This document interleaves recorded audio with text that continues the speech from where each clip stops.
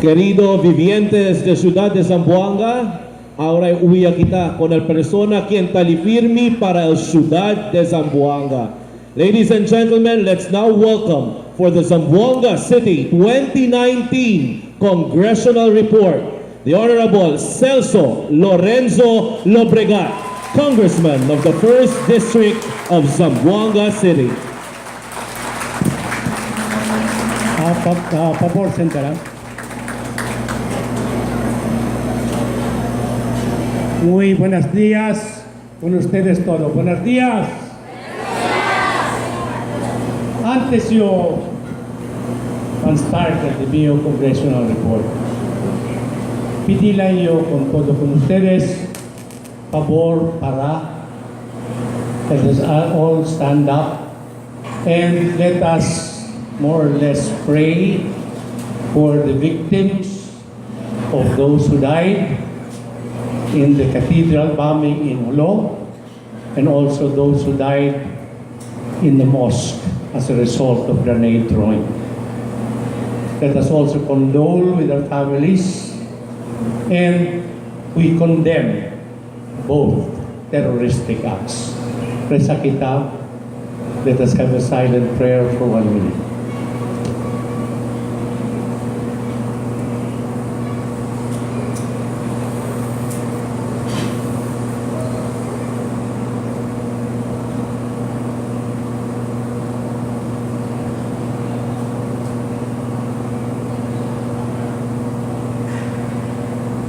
Muy buenos días otra vez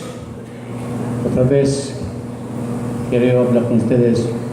Bienvenidos y muy buenos días. Assalamu alaikum. Por favor, sentar.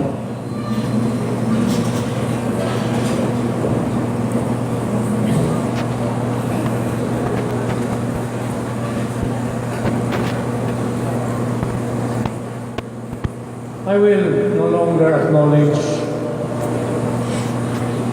some very important personalities because all of you are very, very important personalities.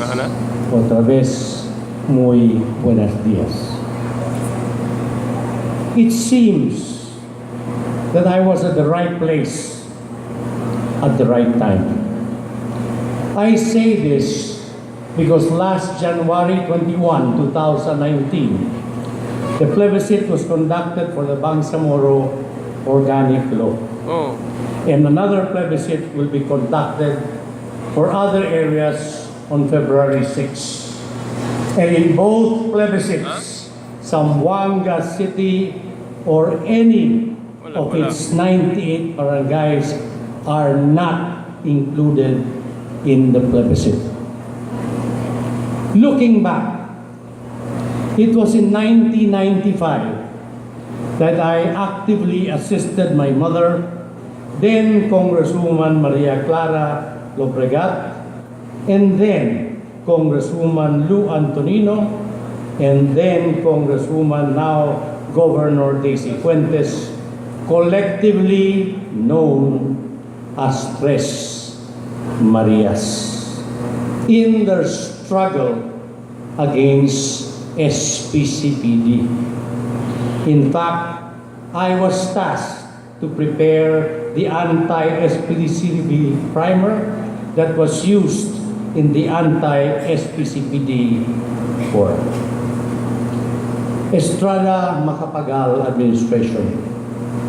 As a neophyte congressman representing the lone district of Zamboanga City in 1998, it was in that Congress, the 11th Congress, that Republic Act 9054 was enacted.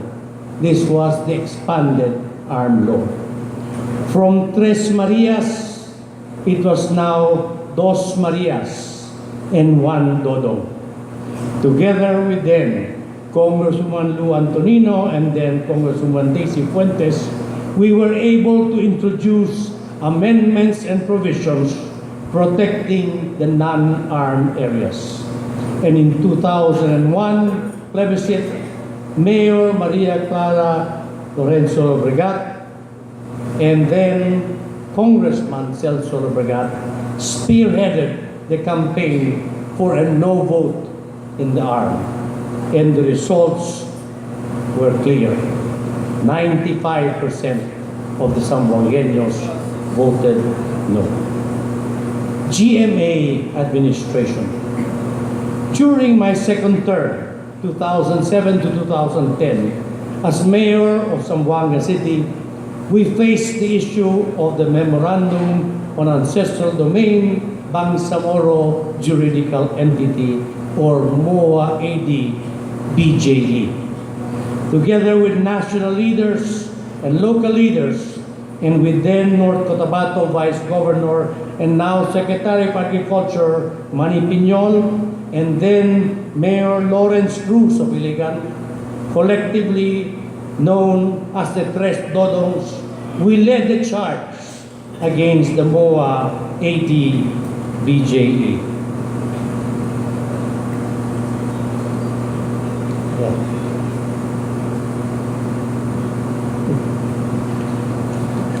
The DRO was filed and granted one day before the intended signing, and eventually the Supreme Court ruled that the MOA AD BJE was contrary to law and contrary to the Constitution. It was that time that a non-lawyer mayor, Mayor Celso Llobregat, spoke before the Supreme Court and back to help argue against the MOA AD BJE. Noynoy Aquino administration. As a returning congressman representing the 1st District of Zamboanga City in the 16th Congress, 2010 to 2013, it was in that Congress that the Bangsamoro Basic Law, or BBL, was filed. As a result of President Noynoy Aquino's intention to forge a peace agreement with the EMIL, it is on record that this representation was one of the loud voices of the opposition to the BBL, not only in Congress, but the nation as a whole. This representation argued on the floor in several sessions for more than 17 hours against the unconstitutional and disadvantageous provisions of the BBL. But repeatedly, I made it clear, I am for peace. I am not anti-peace, but we need a Bangsamoro Basic Law that is just, fair, acceptable, and visible, and more important, consistent with the Constitution and existing law. The Mambasapano massacre derailed the passage of the BBL, and surely it was going to be taken up in the next Congress. Duterte administration. In 2016, President Rodrigo Roa Duterte was elected as president, and this representation was elected for the second term as congressman representing the 1st District of Zamboanga. On November 16, President Duterte created a new Bangsamoro Transition Commission. The final draft of the Bangsamoro Basic Law was submitted by the BTC to President Duterte on July 17, 2017, and on August 14, 2017, the Palace transmitted the BBL to Congress. After several committee hearings, public consultations, plenary debates, the House of Representatives passed the Bangsamoro Organic Law on May 30, 2018. A few hours after the votation and the third and final reading, this is what I posted in my Facebook account.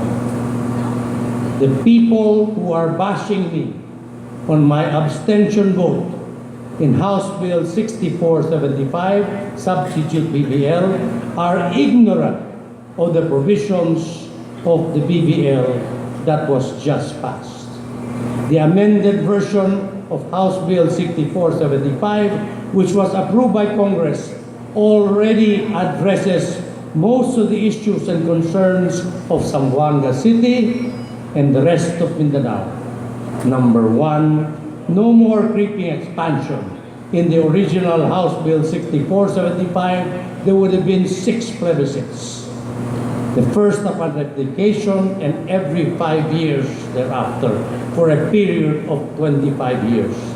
In the substitute House Bill 6475, there will be only 1 plebiscite upon ratification.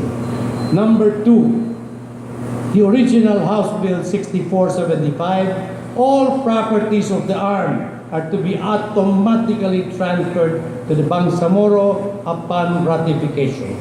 Substitute Bill 6475, it says all properties of the armed will be transferred to the Bangsamoro except those that are located outside of the area of the armed, like Kabatangan. Number 3, the original House Bill 6475, even a barangay that petitions to join through the 10% provision and obtains a majority vote in the barangay will be part of the Bangsamoro. Substitute Bill, House Bill 6475, a barangay cannot join without express approval of the entire city.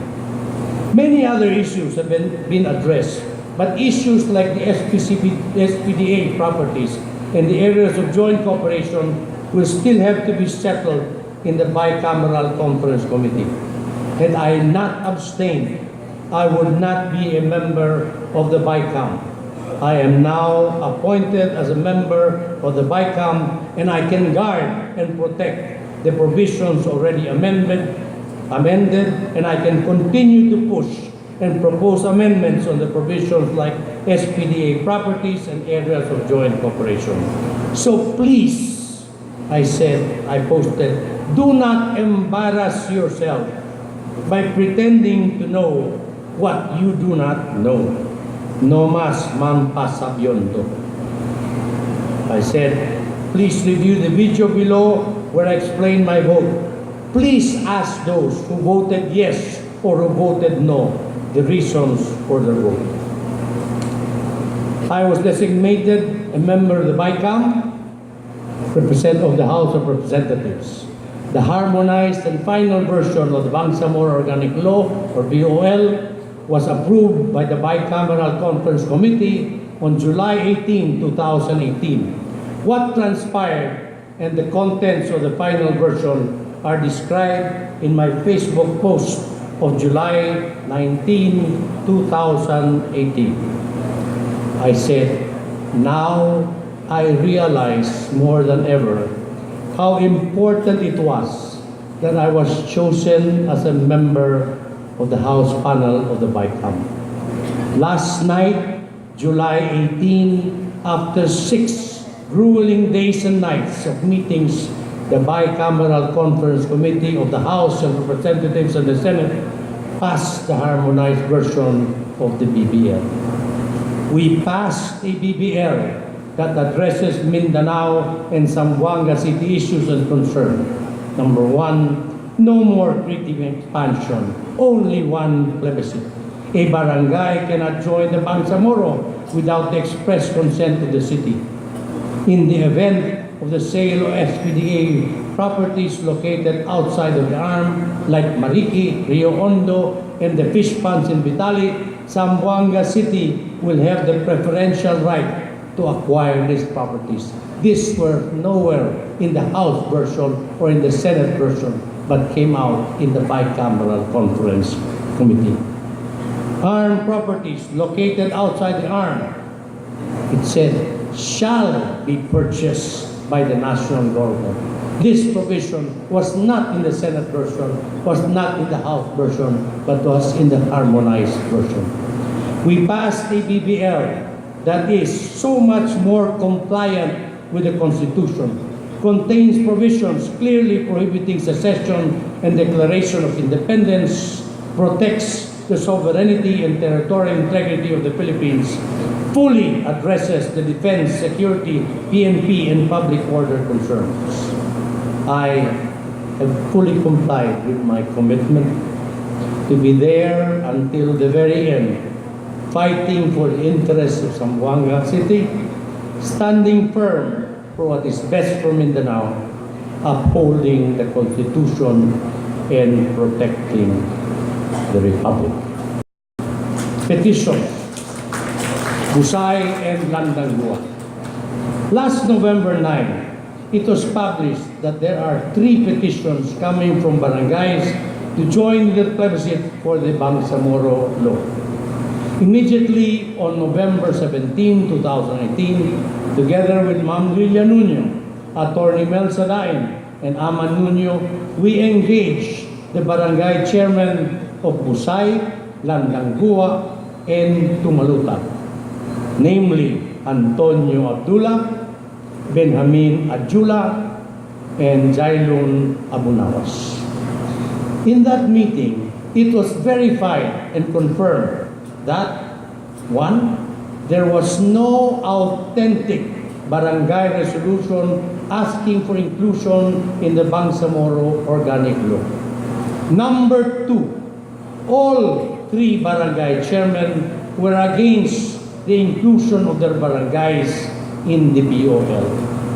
On November 24, 2018, we dialogued with the officials and residents of Barangay Landangua and Busay.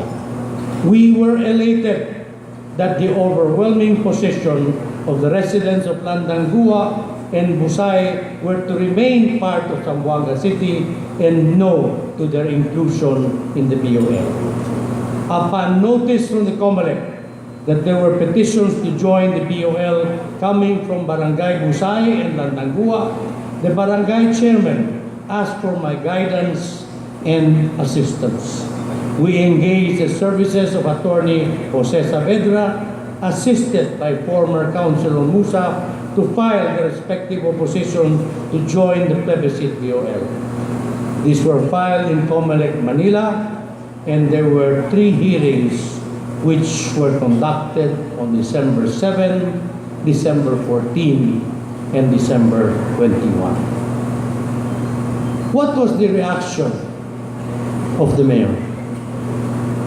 The mayor blamed this representation for the existing filing of petitions to join BOL. She even went personal and resorted to name-calling, calling this representation ineffective and inutile.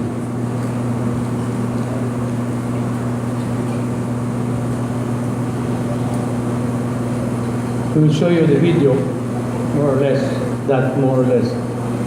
Era, aglalegado, Jacinta daw na bicameral conference committee para proteger interes del Yapon Syudad. Pero ang question, bakit man ako namin sa problema kita enfrentar? Quiere decir, you were ineffective. You did not vote in favor of the people. And you were inutile in your work as a legislator in resolving this problem for Zamboanga City. Era, aglalegado, Jacinta daw na bicameral conference committee para proteger interes del Yapon Syudad. Pero ang question, bakit man ako namin sa problema kita enfrentar? Quiere decir, you were ineffective. You did not vote in favor of the people. And you were inutile. So anyway, she is blaming me for the situation wherein there are people from Zamboanga that have filed a petition to join the BOL. Anyway, the city also filed its opposition, but it did not involve any of the barangay officials. Then came the petitions from Arena Blanco and Kawit. Subsequently, there were other 2 petitions to join the plebiscite, coming from some residents in barangays Arena Blanco and Kawit, using the 10% provision of registered voters. In the mayor's comment, he said 10% threshold of population. It is not 10% of population, it is 10% of registered voters. How did the COMELEC decide? The COMELEC ruled against the petition to join coming from Barangays Busay, Landanghua, Arena Blanco, and Kawit, and in favor of the petitions opposing their inclusion in the plebiscite. To this, I say, it was the Bangsamoro Organic Law, Republic Act 11054, that excluded Zamboanga or any of its barangays from the plebiscite through the contiguous requirement. The COMELEC ruling states compliance with contiguity requirement as mandated by law, and the rules is likewise essential in determining whether or not the petitioning local government will be allowed to participate in the February 6 plebiscite. The Supreme Court had the opportunity to define the state of being contiguous in many cases involving different subjects, as the creation of a new provincial district, the creation of a new legislative district, and even the determination of bounds of property owned by a church under the law of the Indies, the law that was enforced in the Philippine Islands during the Spanish regime. In construing the meaning of the word contiguous, as used in Section 197 of the Local Government Code, the Supreme Court in Tan versus COMELEC ruled contiguous means a in-physical contact touching along or most sides of one side, near, text, or adjacent. Contiguous, when employed as an adjective, as in the last sentence, is only used when it describes physical contact or touching of two sides of two solid masses of matter. The Supreme Court further ruled the meaning of particular terms in a statute may be ascertained by reference to words associated with or related to them. Therefore, in the context of the sentence above, what need to be contiguous is territory, the physical mass of land area. There would arise no need for legislators to use the word contiguous if they had intended the term territory embraces not only land but also territorial waters. Yes, we are, and we will always fight and defend the interests of Zamboanga and its people. We have always advocated and been steadfast and consistent with the position of the city and the vast majority of the people of Zamboanga not to be part of the ARM, BJE, PBL, and now POL. We have defended and fought for the interests of Zamboanga, but petitions to join the POL can be filed and can come from anyone or anywhere.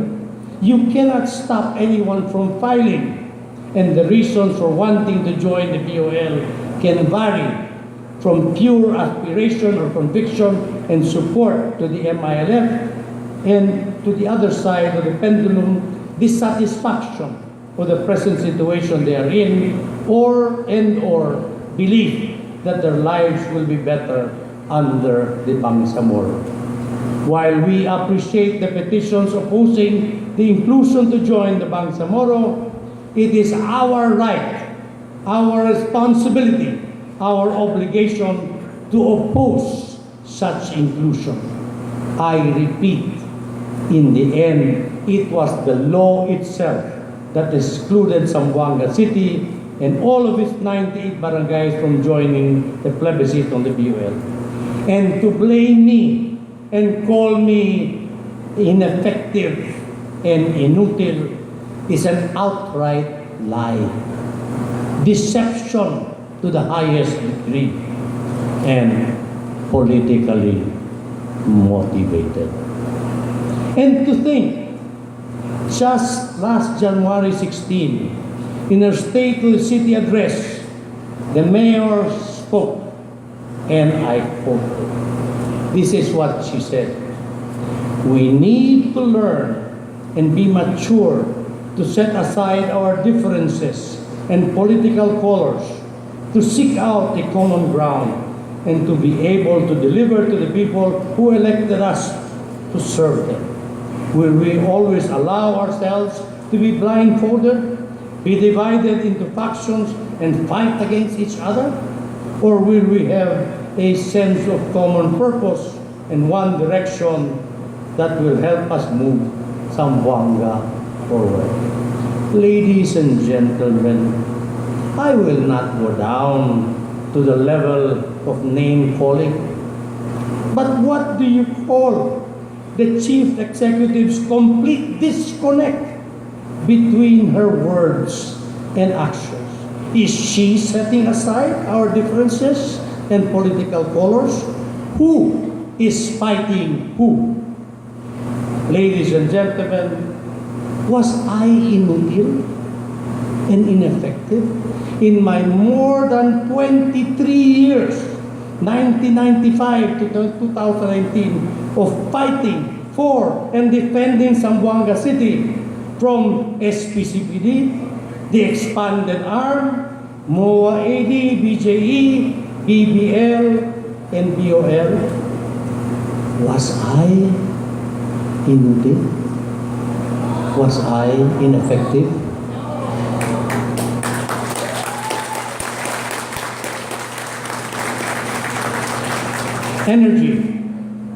Energy and water are basic components in the development and competitiveness of any city. We have been supportive of the investment management contract as the solution to some telcos' ailing financial and deep-rooted technical problems. Last year, we urged NEA Administrator Ed Basongsong to conduct some telcos stakeholders meeting on August 10, 2018, wherein after consultation, the temporary NEA takeover of some telco was announced. There was a subsequent negotiation, and we now have Crown Desco as some telco's investment manager. Hopefully, some telco will finally see its light at the end of the tunnel. The energization of Santa Cruz Island and the 4 island barangays of Tictabon, Manalipa, Tumalutab, and Pangapuyan were scheduled for 2018. Unfortunately, per information received from MPC SPAC, the new schedule for completion of the 41.6 million contract is now June 2019 due to some problems with the contractor causing the delay. The project is currently 41.79% complete. Water. As we support the IMC for Zamcelco, we also support the plan for the ultimate solution to end Zamboanga City's water supply problem, and this is the construction of an impounding dam. The resolution I filed on June 30, 2016, House Resolution number 10, urging the National Economic Development Authority to support the proposed Zamboanga City impounding dam project and to include it in the priority listing of the national government, was approved and adopted by the House of Representatives as Resolution number 70 on October 10, 2017. House Resolution 70 was officially transmitted to NEDA, DPWH, and the Zamboanga City Water District. This led NEDA to source 79.9 million funding for the conduct of a feasibility study of the impounding dam. Last December 2018, NEDA awarded a contract to a joint venture of Engineering and Development Corporation of the Philippines, Pacific Rim Innovation, Management Exponents, and Key Engineers. The contract agreement is now under review. A notice to proceed will follow, and the joint venture has 9 months to complete the contract. A very big step in the right direction. Transportation, maritime. The Philippine Ports Authority has 9 projects funded from 2017, 18, and 19, amounting to 409 million pesos. You have the Zamboanga Port expansion, 227 million, that is 94% complete. The construction of T-head pier extension and backup area, 88.9 million, 94% complete. And you have the repair of the container freight station, 23 million, and repair, rewiring, and repainting of 6 units of high-mast towers. Thank you very much, GM De Santiago, and also PPA Regional Director De La Rosa. Thank you. Transportation Airport. I would like to thank DOTR, Yusek Manuel Antonio Tamayo, for giving us the latest updates on the Zamboanga International Airport. The slides and the pictures you see and the tables are all coming from DOTR. Calendar year 2018, 221 million pesos, grading of the runway strip, continuation of rehabilitation of terminal building, started January 2019, hopefully it will end by August. Notice to proceed was issued on January 19. 160 million asphalt overlay of runway, target completion February 2019, under contract with VT Lao, 73.3% complete. And 2015 rehabilitation of the terminal, target completion was January 29, contract is in process of termination. However, the contractor is still working and it is 66.74 complete. By the way, we would also like to thank the CAF for the delivery of the long-awaited postcards that arrived last August. I think there's a picture there of then ASEC, or it was already Regional Director Myra Abubakar, and the airport manager. The new Zamboanga Airport. Okay. This comes from DOTR. 17.7 million feasibility study and master plan for the Zamboanga International Airport development, consultant TCGI engineers. The final report was submitted on December 18. Parcellary survey is included in the technical report and completed already. 200 million fund is requested under the 2019 GAA for site acquisition for the new Zamboanga International Airport in Mercedes and Calabar.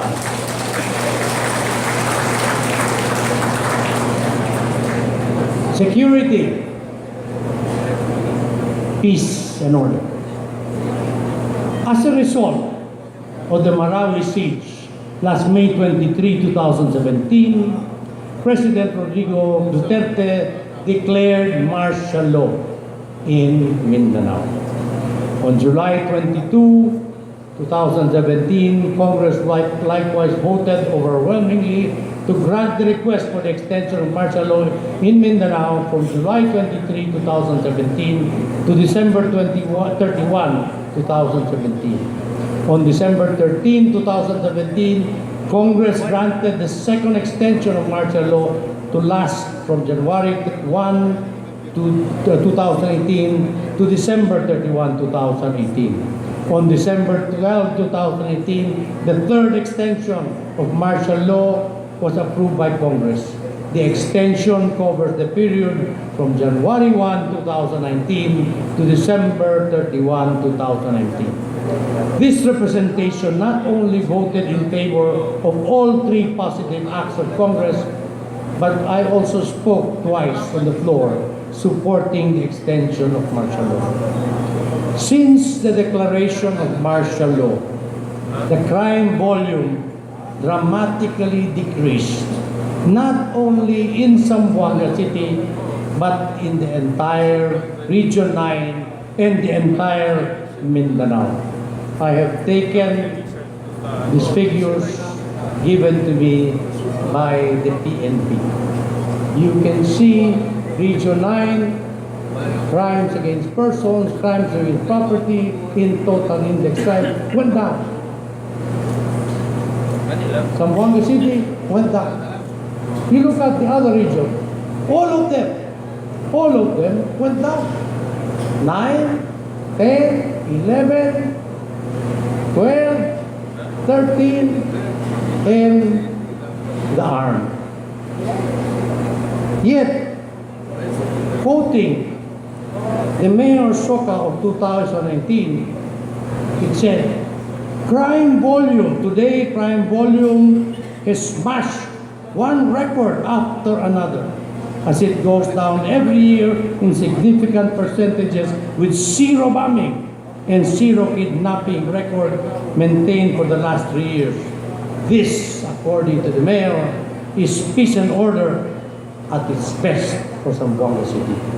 We have a decreased 21.11% in total crime volume of 2018 compared to 2017. Index crime also went down by 14%. 9 index crime decreased by 23% compared to figures of the previous year.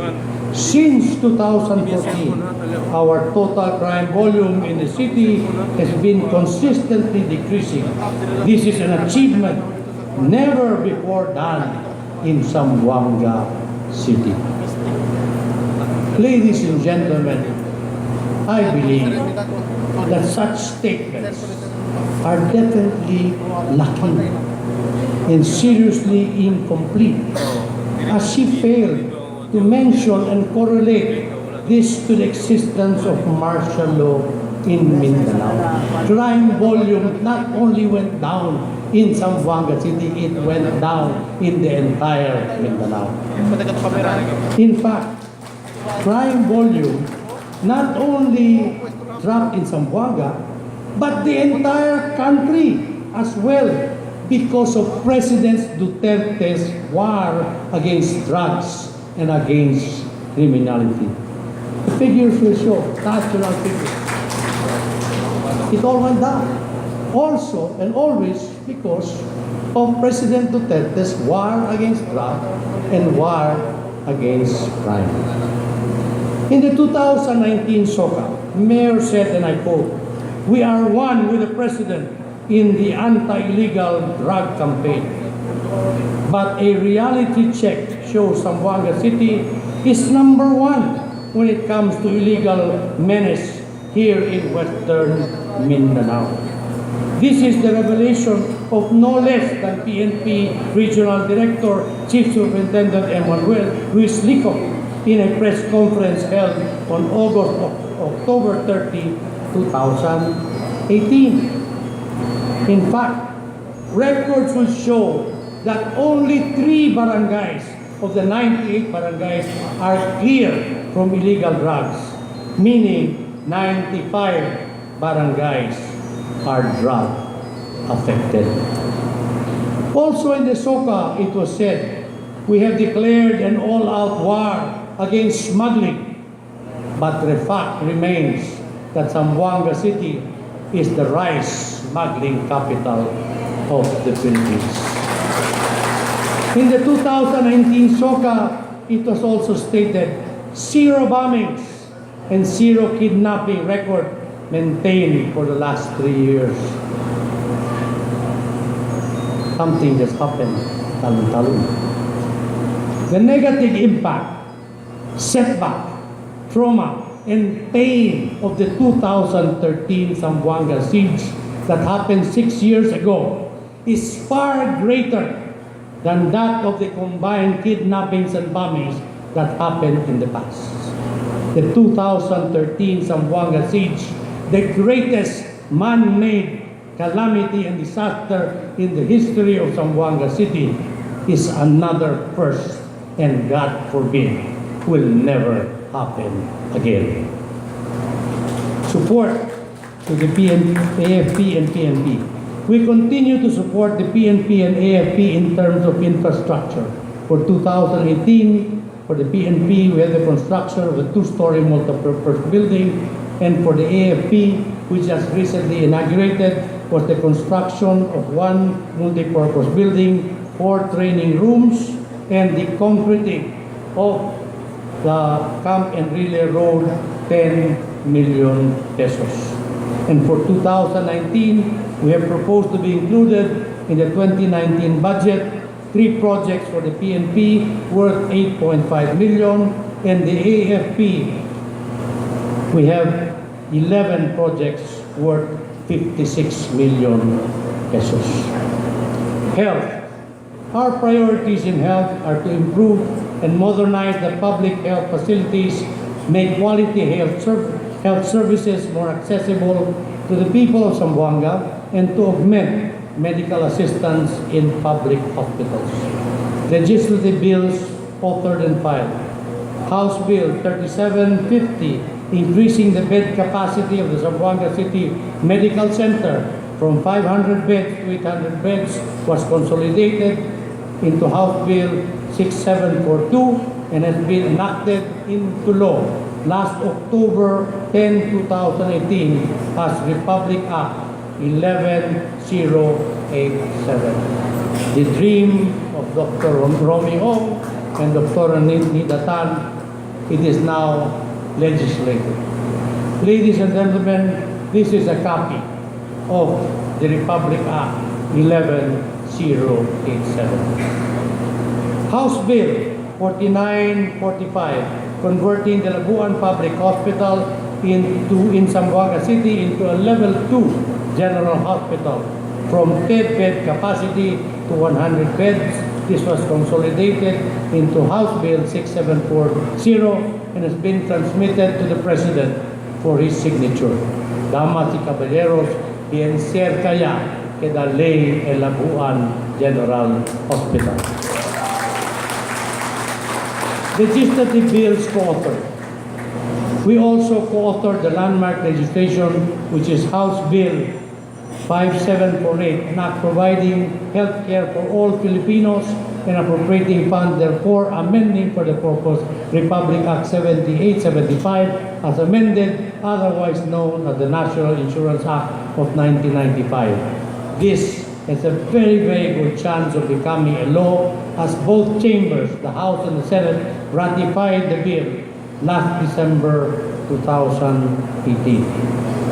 Cancer Center.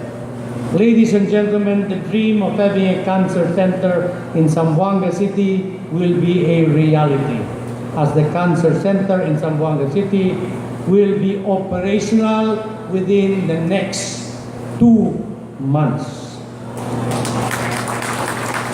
Cancer patients will no longer have to go to Davao, Cebu, or Manila for treatment.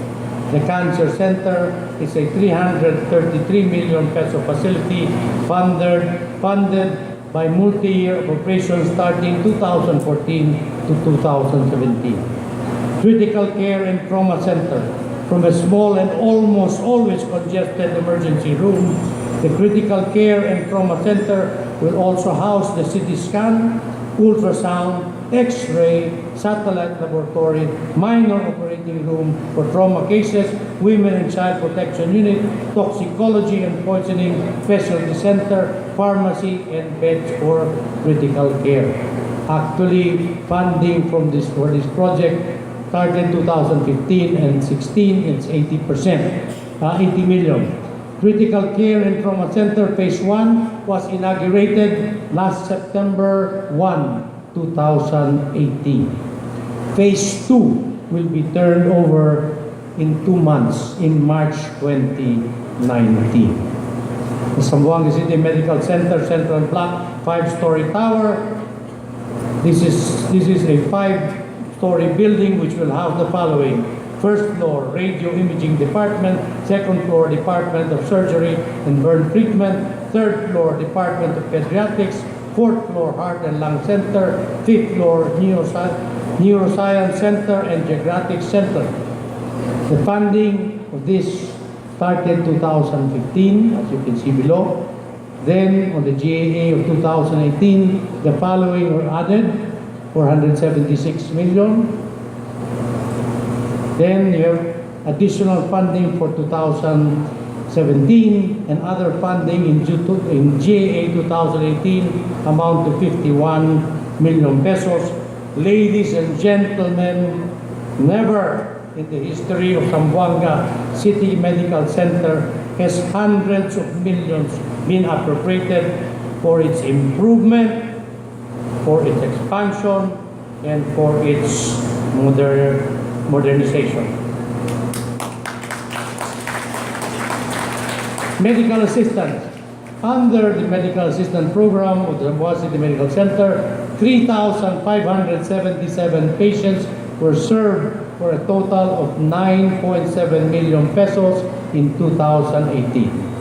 Milestones for 2018. On June 1, 2018, Dr. Anida Tan was installed at the new Medical Center Chief 2. First of all, let us acknowledge and give a loud and warm hands of applause to Dr. Romeo Ong, who served as Medical Chief for 14 years. And congratulations to Dr. Anida Tan for her appointment. Let us also give her a warm hands of applause to Dr. Anida Tan, who is presently in Japan, together with DOH Director Emilia Unicumpo on official business. DSWD, September 1, 2018, the Zamboanga City Medical Center celebrated its 100-year anniversary of serving the people of Zamboanga City and Western Mindanao. DSWD programs.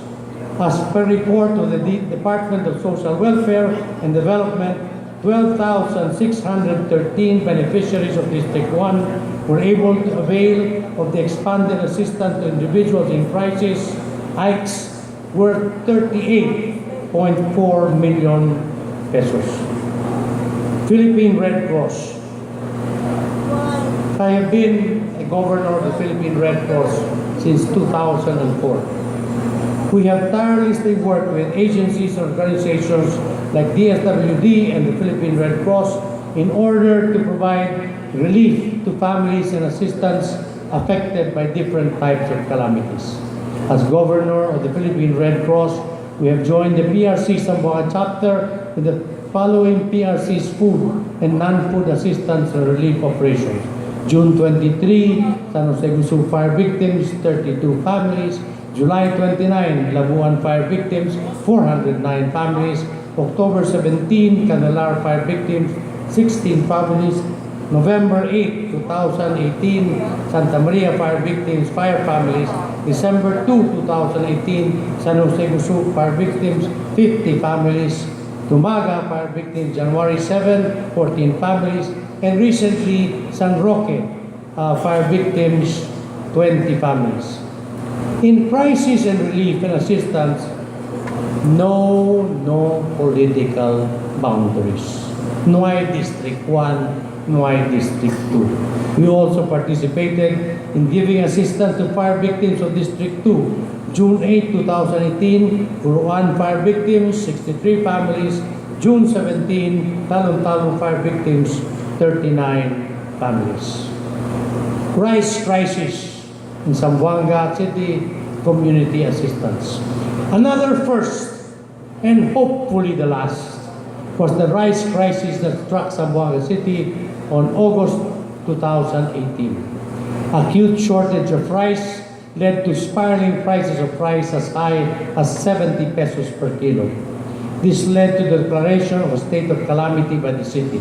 Thanks to the intervention of the Agriculture Secretary Manny Piñol, the increased allocation of NFA rice, NFA's tagpuan, the crisis subsided a little bit over 2 months. Education. I repeat what I said in an earlier congressional report. My priority, passion, and advocacy for education is real, not lip service, and has been put to practice in the time I was congressman from 1998 to 2004, mayor from 2004 to 2013, congressman from 2013 up to the present. Legislation, Republic Act 10931, Universal Access to Quality Tertiary Education, which was signed into law by President Rodrigo Duterte last August 2013-2017 was fully implemented in this school year, 2018-2019. This landmark law gives free tuition and free miscellaneous and other fees to students in state-run universities and college, local tertiary schools, and TESDA-accredited institutions. As a co-author, as a member of the Technical Working Group during the House Committee, and a member of the Bicameral Conference Committee, it is an honor to report that for the first and second semester of 2018-2019, there was an average of 23,276 students in Zamboanga City enrolled in Western Mindanao University, Zamboanga City State Polytechnic College, Zamboanga State College of Marine Science and Technology. Majority of the students are now enjoying and availing of free tuition, free miscellaneous fees. The total free tuition and other miscellaneous fees availment amounted to a staggering 126 million pesos, a first in the history of the state colleges and universities in Zamboanga City. I would like to acknowledge the presence also of the three presidents. You have President Milabel Ho, you have President Nelson Cabral, and you have also newly installed President Jimmy Hano. Alegre ba el mga estudyante, especialmente el mga tata y nana de estudyante que tiene free tuition? Alegre o hindi? Okay. House Bill 3929, Zamboanga Peninsula Polytechnic University. Takiba el de Zamboanga City State Polytechnic College. Takiba? ¿Dónde hay? Okay. Quiero anunciar que de ustedes colegio hay que dar ya una universidad. Zamboanga Peninsula Polytechnic State University.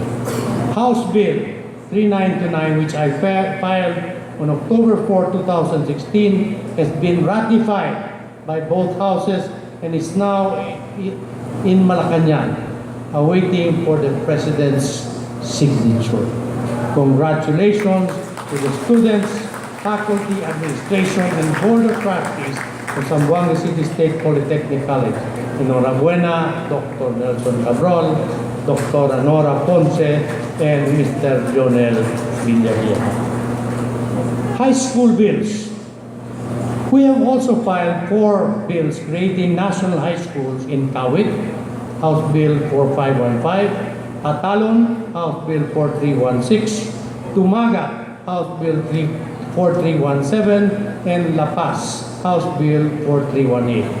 Unfortunately, all 4 bills have not been scheduled for committee hearing and will not become legislated high schools because the local government has not provided school sites for the schools, and there is no proposed land purchase by the local government in the 2019 budget. State colleges and universities capital outlay, infrastructure, and equipment. Camirayo, aquí el de Wimsu. ¿Dónde el de Wimsu? El de Wimsu. Okay. El Zamboanga State College of Marine Science and Technology. ¿Aquí va? Hasta allá. Okay. Of course, you have Polytechnic. First, allow me to thank Senator Francis Escudero for designating me as his representative in the Board of Regents and Trustees in Wimsu and Zamboanga State College of Marine Science and Technology. I was part of the board of both schools representing Congresswoman Ann Hofer, then chairperson of the Committee on Higher Education. Unfortunately, someone in interest worked for my replacement. But Senator Chis Escudero, Senate Chair of the Committee of Education, designated me as his representative, and now I am back in the board. representing Senator Chis Escudero, representing the Senate. Muchas gracias, Senator Chis Escudero.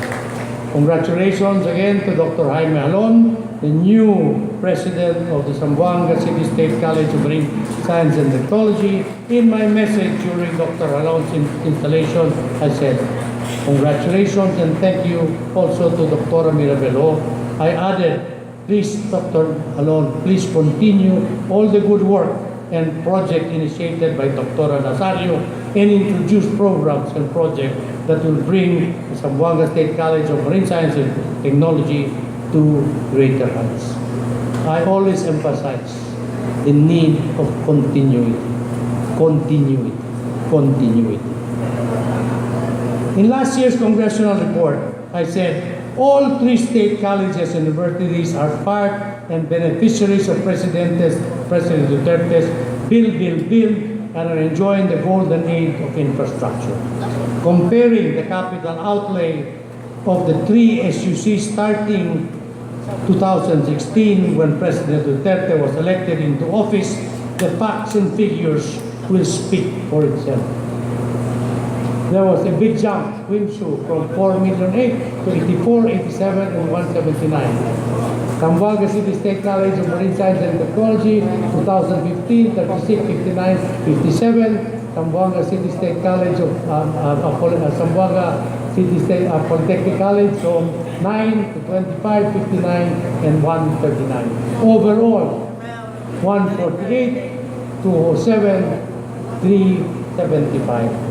And you can see that there is construction everywhere in Wimsu, Polytechnic, and Fisheries. Wimsu, just to give you some examples.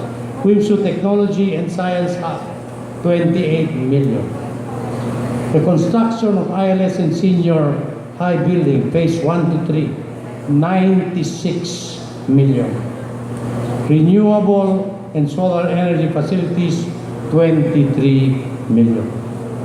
In Zamboanga City State College of Marine Science and Technology, you have the rehabilitation and upgrade of the main college library, 4.2 million. Renovation of the gate and guardhouse administration office, almost 5 million. Food court, 9 million. Coastal Resource Center, 4 million. You have dome construction, quadrangle, 8 million.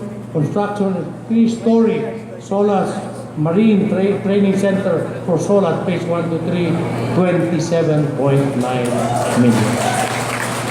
For Zamboanga City State Polytechnic College, you have the 4-story engineering building, 35 million. Library building, 15 million. 3-story retrofitting garments and textile shop laboratory, 18.5 million.